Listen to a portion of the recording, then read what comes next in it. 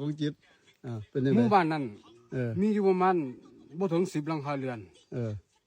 เขาสิบ่มีการสนทนาทำบ่มีการเว้าการจากันเลยตื่นขึ้นมาปุ๊บนี่เขาสิเฮ็ดเวียกของเขาไป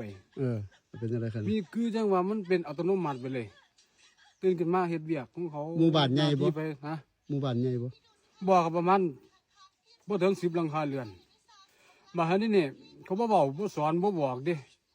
เขาให้เฮาเบิ่งเอาเบิ่งแล้วจำไปปฏิบัติตามแล้วทีนี้ผมก็บ่เข้าใจผมก็เลยถามโยมอาตมาบ่เข้าใจให้เบิ่งซื่อๆเฮาบ่อาตมาบ่เข้าใจเด้เพิ่นก็เลยบอกว่าถ้าไปถามหลวงพ่อ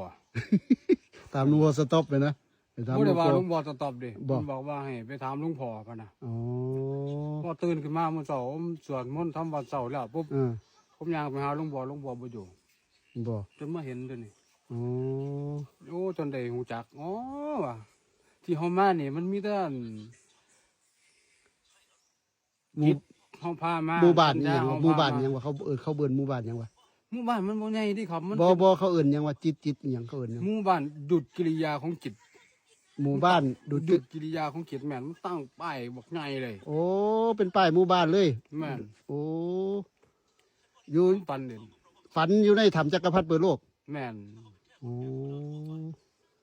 แปลกๆ ก็เลยมาถามหลวงพ่อหยุดมันกิริยาของจิตมันสิเป็นยากอีหยังบ่เนี่ยหูมันซื่อๆมันน่ะเพิ่นว่า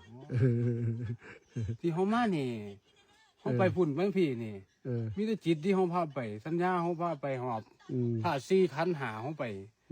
เฮาไปตามกิเลสมาทั้งนั้นแต่เฮาสิหยุดมันอีหลีเฮาหูทันแล้วเฮาก็ว่างมันซื่อซ้ำนั้นโอ้ยปองเลย